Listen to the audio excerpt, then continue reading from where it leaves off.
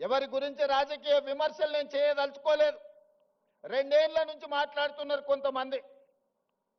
కొన్నిసార్లు నాకు అనుమానం వస్తుంది, తెలంగాణ పట్ల, ప్రభుత్వ విద్య పట్ల వీళ్లకు అవగాహన ఉన్నదా లేదా అని. వాళ్ళు అంటారు రేవంత్ రెడ్డి గవర్నమెంట్ స్కూల్లో చదువుకున్నాడు, గ్రామీణ ప్రాంతంలో నుంచి వచ్చిండు, ఈయనకు పరిపాలన చేత కాదని. ఒక్క విషయమైతే నేను చెప్పదలుచుకున్న, ఉస్మానియా ఆర్ట్స్ కళాశాల ముందు నుంచి నేను గుంటూరులో చదువుకోలేదు మిత్రులారా. నేను గుంటూరులో చదువుకోలే. గూడు పుటాని నాకు తెలియదు. నల్లమల్ల అడవుల్లో నుంచి వచ్చిన క్రూర మృగాలను చూసినను, సాధు జంతువులను చూసినను, పేదవాడి సమస్యలను చూసినను. పుట్టినప్పటి నుంచి దళితులతోని, గిరిజనులతోని, బలహీన వర్గాలతోని, మైనారిటీలతోని కలిసిమెలిసి పెరిగిన వాళ్ళ సమస్యలు చూసిన. నాకు కొత్తగా అక్కర్లేదు.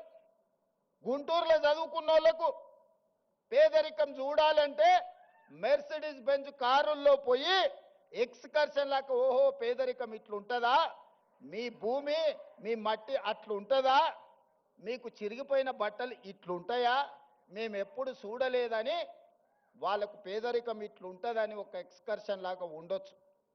ఒకప్పుడు బ్రిటన్ ప్రైమ్ మినిస్టర్ని, ఇతర ప్రైమ్ మినిస్టర్లను ఈ రాష్ట్రానికి తెచ్చినప్పుడు మా పాలమూరు పేదరికాన్ని చూపించడానికి వాళ్ళని అక్కడికి తీసుకొచ్చేటోళ్ళు. ప్రదర్శనలో మా పేదరికాన్ని వాళ్ళ ముందర పెట్టేటోళ్ళు. చూడు మేము ఎంత వెనుకబడి ఉన్నామో, మేము ఎట్లా అడుక్కొని తింటున్నామో, ఎట్లా వలసలు పోతున్నామో, మా మీద జాలి పడండి అని. ఆనాటి పాలకుల ఆలోచన అది.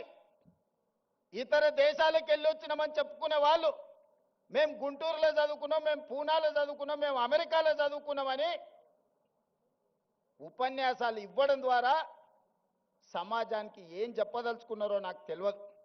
కానీ నేను స్పష్టంగా గ్రామీణ ప్రాంతంలో వ్యవసాయ కుటుంబం నుంచి వచ్చిన నేను ప్రభుత్వ పాఠశాలలో నేను చదువుకున్నా, ప్రభుత్వ కళాశాలలో నేను చదువుకున్నా. నాకు భాష గొప్పగా రాకపోవచ్చు, కానీ ప్రజల యొక్క మనసును తెలుసుకునే విద్య నాకు వచ్చు. పేదవాడు ఏం అడుగుతాడు, ఏం ఆలోచన చేస్తాడు, పేదవాడు ప్రభుత్వం నుంచి ఏం ఆశిస్తాడు, ఒక చదువుకునే పిల్లవాడికి ఏమి కావాలి, ఆ పిల్లవాడు చదువుకుంటే ఈ సమాజానికి ఏ రకంగా ప్రయోజనం ఉంటుందనేది నాకు తెలుసు. అందుకే ఇవాళ ఎవరు వచ్చినా, ఎవరు ఎన్ని రకాల ప్రాధాన్యతలు ఇచ్చుకున్నా, మొట్టమొదటి ప్రధానమంత్రి పండిత్ జవహర్లాల్ నెహ్రూ గారు స్వతంత్రం వచ్చిన తర్వాత ప్రధానమంత్రిగా బాధ్యతలు చేపట్టేటప్పుడు మహాత్మా గాంధీ గారిని కలిసిండు. బాబూజీ, నేను ప్రధానమంత్రిగా బాధ్యత తీసుకుంటున్నా, మీరు నాకు ఇచ్చే సలహా ఏమిటి అని. మహాత్మా గాంధీ గారు ఒక మాట చెప్పారు, పరిపాలనలో నువ్వు తీసుకునే నిర్ణయం తీసుకునే ముందు నీ నిర్ణయం పేదవాళ్లకు, నిస్సహాయులకు ఏ విధంగా ఉపయోగపడుతుందో ఆలోచన చేసి నీ కళ్ళ ముందు ఆ పేదవాడిని, నిస్సహాయుని గుర్తు తెచ్చుకున్న తర్వాత నువ్వు నిర్ణయం చెయ్యి, తప్పకుండా పేదలకు, నిస్సహాయులకు అది ప్రయోజనం చేకూరుతుంది అని.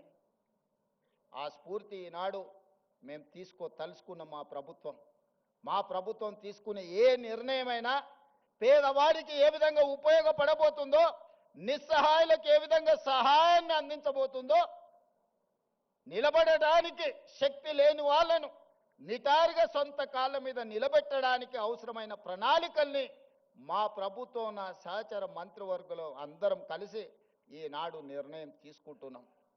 అందులో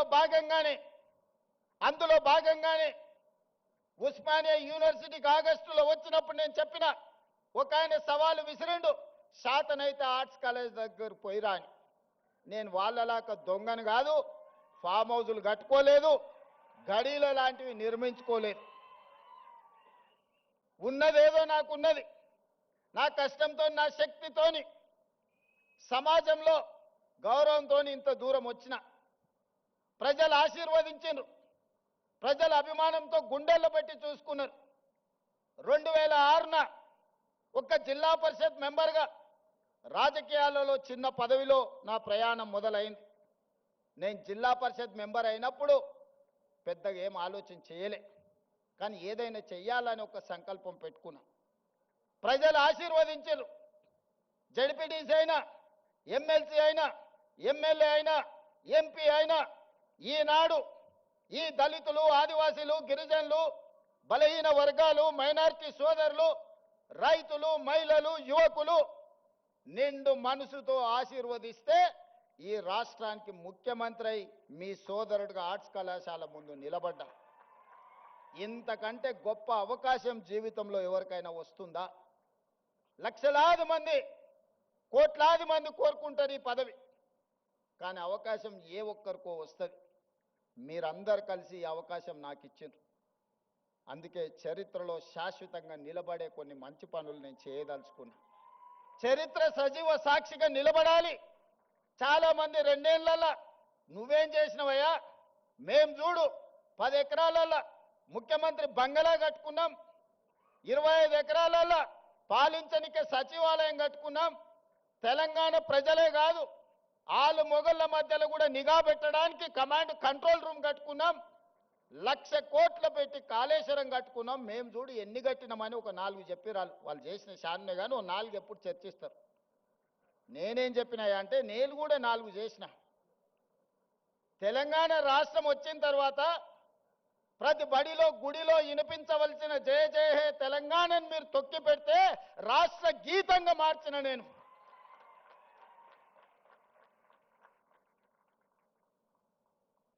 ఆనాడు తెలుగు తల్లి ఎవడికి రా తల్లి, నాకు అన్నం పెట్టిందా, నా కడుపు నింపిందా, ఎవడికి కావాలిరా తెలుగు తల్లి అని ప్రగల్భాలు పలికిన గొప్ప మాటలు మాట్లాడిన వాళ్ళు 10 ఏళ్లలో ఈ సమాజానికి తెలంగాణ తల్లి ఎట్లుంటుందో బహుజనుల తెలంగాణ తల్లిని వాళ్ళు ఆవిష్కరించలేకపోయినారు.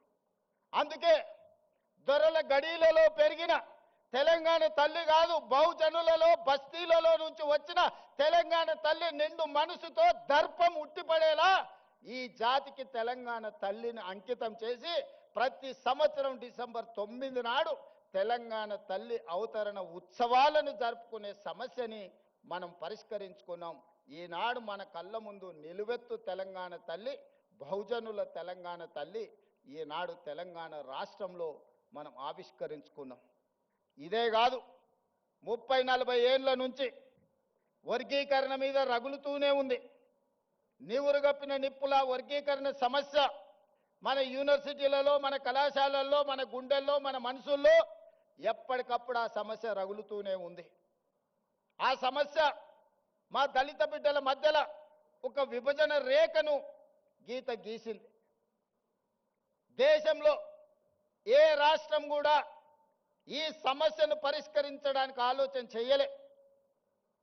2 వర్గాలుగా విడిపోయిన మా దళిత బిడ్డల్ని ఒక్క దగ్గర కూర్చోబెట్టాలంటే ఈ సమస్యకు శాశ్వత పరిష్కారం ఉండాలి అని మాదిగ ఉపకులాల వర్గీకరణ సమస్యను పరిష్కరించి ఈనాడు శాశ్వతంగా సమస్యకు ఒక పరిష్కారాన్ని చూపించి మా దళిత సోదరులందరూ ఒక్క దగ్గర కూర్చునే విధంగా ఎవరు ఎంతున్నారో వాళ్ళకంత ఇవ్వాలి అన్న ఆలోచన చేసి మొట్టమొదటి రాష్ట్రం తెలంగాణ రాష్ట్రం ఇయాల వర్గీకరణ సమస్యను పరిష్కరించింది. ఇది సామాజిక సమస్యను మా ప్రభుత్వం పరిష్కరించింది. ఆనాడు తెల్ల దొరలు ఉన్నప్పుడు జనగణనలో కులగణన జరిగింది. 100 సంవత్సరాలు పూర్తి చేసుకున్న ఈ దేశంలో బలహీన వర్గాల లెక్క తేల్చినోడే లేడు. చెయ్యాలన్న ఆలోచన చేసిన అది ముందుకు సాగలేదు. 100 ఏళ్ల సమస్యను మేము ఆలోచన చేసి socio economic, education, employment, political and caste survey పకడ్బందీగా చేసి 4 కోట్ల తెలంగాణ ప్రజలలో ఎవరు ఎంతమంది ఉన్నారో పక్కాగా లెక్క కట్టి 100 ఏళ్ల సమస్యకు జనగణనలో కులగణన సమస్యను పరిష్కరించినాం. మనం చేయడం వల్ల కేంద్ర ప్రభుత్వం మీద ఇవాళ ఒత్తిడి వచ్చి 2026 సంవత్సరంలో జనగణనలో కులగణనను చేర్చాల్సిన పరిస్థితి ఈ దేశ ప్రధానమంత్రికి కల్పించి ఒక సామాజిక సమస్యకు శాశ్వత పరిష్కారాన్ని చూపించినాం. అంబేద్కర్ గారు చెప్పిండ్రు, రంగుల మేడలు, అద్దాల మేడలు, రంగుల గోడలంటే అభివృద్ధి కాదు.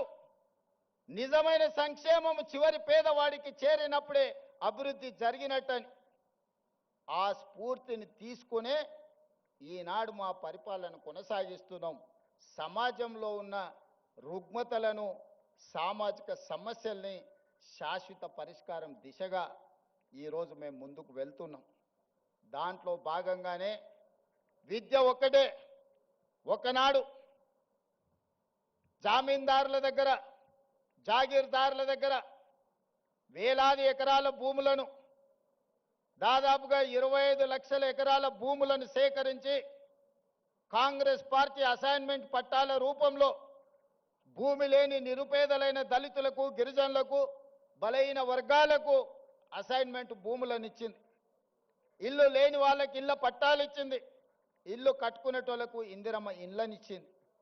చదువుకునేటోళ్లకు ప్రభుత్వ పాఠశాలలు ఏర్పాటు చేసింది. ఇవాళ ప్రభుత్వాల దగ్గర భూములు లేవు పంచడానికి. ఉన్నది ఉన్నట్టు కుండ బద్దలు కొట్టి నేను చెప్తున్నా. ఇవాళ వాళ్ళ పేపర్లో రాస్తున్నారు రేవంత్ రెడ్డి పంచడానికి భూములు లేవన్నాడు. చూసినావా ఆయన ఆలోచన ఎట్లుందో. నేను వాళ్ళని అడగదలుచుకున్నా. ప్రతి దళితునికి 3 ఎకరాలు ఇస్తాన్నారు. 10 ఏళ్ళు ఉన్నారు, ఎవరికన్నా ఇచ్చిర్రా? మీరు 3000 ఎకరాల ఫామ్ హౌజులు కట్టుకున్నారు, కానీ ఏ దళిత బిడ్డ కన్నా 3 ఎకరాల భూమి ఇచ్చిర్రా? ఇది ఒకటే ప్రశ్న అడగదలుచుకున్నా. ఒక ఆయనకు ఎర్రవల్లిలు ఉంటుంది, ఇంకొక ఆయనకు జన్వాడలు ఉంటుంది, ఇంకొక ఆయనకు మోయినాబాద్ దగ్గర ఉంటుంది, వాళ్ళ ఆడబిడ్డకు శంకర్పల్లి దగ్గర ఉంటుంది. 100 ఎకరాల ఫామ్ హౌజులు అయితే మీకు వచ్చినాయి, కానీ మా దళితులకు 3 ఎకరాల భూమి వచ్చిందా? సూటి ప్రశ్న. ఇంతకంటే ఎక్కువ నేను విమర్శించదలుచుకోలే. అందుకే